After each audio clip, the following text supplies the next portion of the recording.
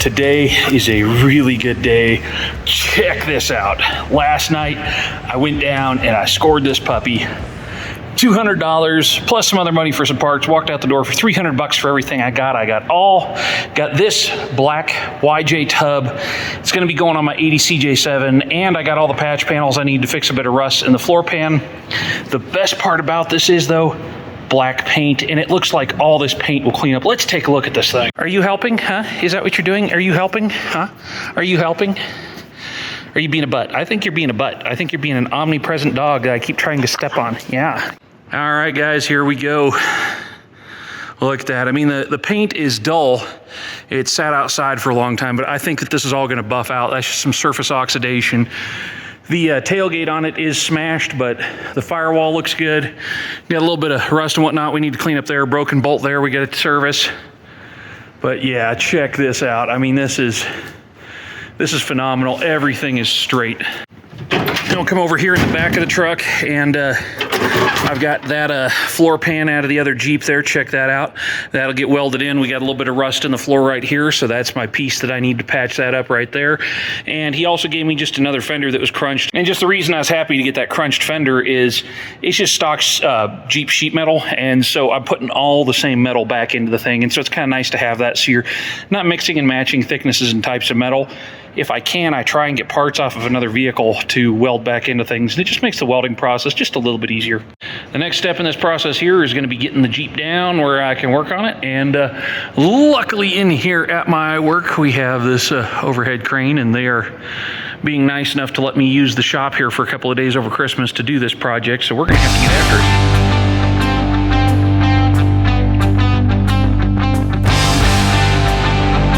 Here we go, got her down on the jack stands now. And you can see what we're dealing with on the floor here. It's just got this rust going along the side over here. And so I have to get all those rusted pieces out of there and get a patch put in there. You see them coming in over here where those panels have started to separate. All that's kind of loose. So, and it's not looking great through the whole floor here. And hopefully I can do this whole maneuver without screwing up the paint on the outside. Now the first step's going to be get all these old plastic steps off here. Are you helping, buddy? Huh? Are you helping? Yeah.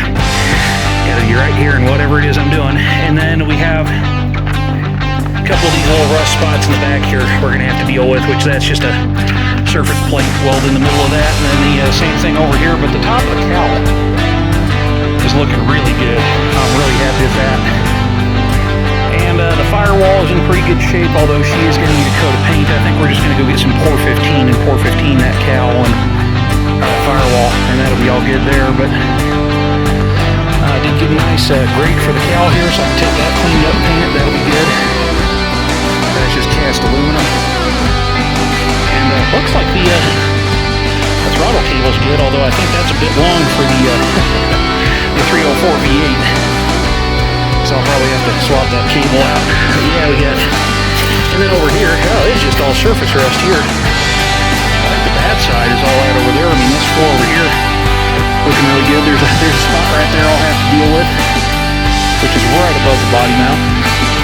But everything else seems to be in pretty fine order there, except the old tailgate here is mashed in. Someone slammed into that, but we can get her open, and I mean all the back gate and everything on this tub, that all looks to be in really good condition. So overall for $200, I don't think I did too bad at all. So I'm gonna get into this thing, get cracking, get these sides ripped off of it here, get all this ready where hopefully we can start making some patch panels.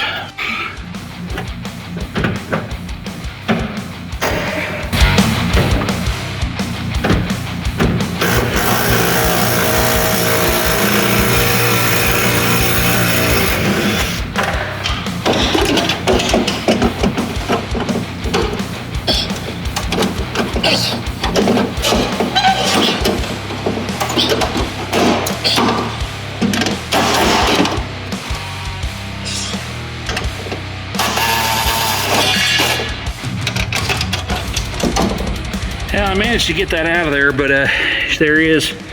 You see that riv nut had kind of twisted a little coming out. And all these holes are going to have to be welded anyways in here, so that's not a big deal. I'll just weld that in solid, grind it off, and then we'll do just a touch-up paint on here. Yeah, there's a little bubble of rust right there I'm gonna have to fix too, but that is not bad at all. Just having these plastic pieces on the side there, just rattling against it, it's amazing the damage wasn't worse. Isn't that right? What do you think, huh? Are you helping? Ultimately, that's not a big deal because over this entire side here, it's gonna get a rock slider anyways. It's gonna get a corner protector on there. And so I'm not super worried about it. We'll get it patched up, cleaned up, stuck back together, and it'll all work out good.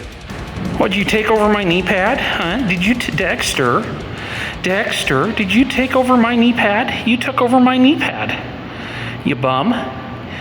You bum.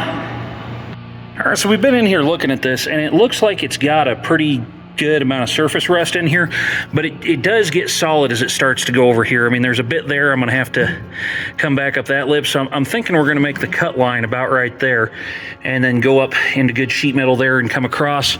There's no structure. Well, there is some structure on the back side there we're gonna have to watch out for, and so that'll be kind of the next big step of this thing.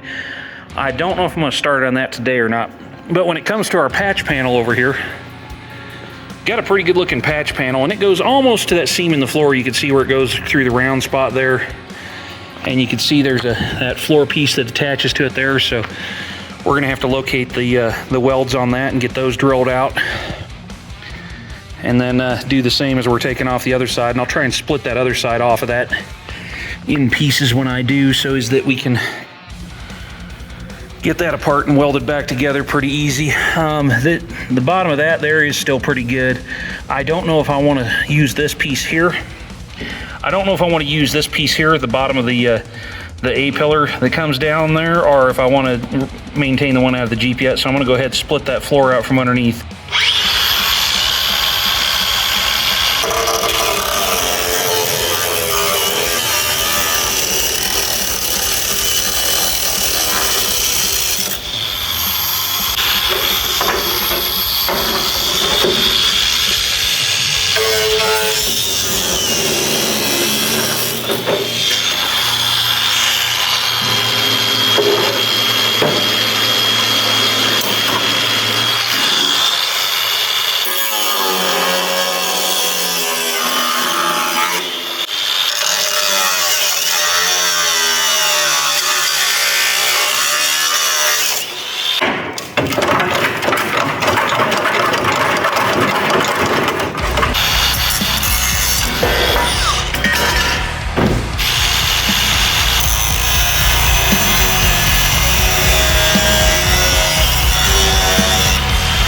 What I'm doing by doing this is I'm trying to figure out where it is that the spot welds are. So you can see how that metal just kind of peeled back for me. I couldn't have done that if this was all one piece still. And so we're just gonna work it, and we're gonna peel it, and try and figure out where exactly that spot weld is so we know where to drill it. And I may be able to actually just peel this off of here. Yeah, I think I'm just gonna be able to break that spot weld as it is. Get that. Yeah, I think that just popped right there. So work it until we break it. Look at that, we got that off there. I mean, I just barely nicked it there. But you can see there with these pieces, by splitting those apart like that, I was able to just pull that right on apart.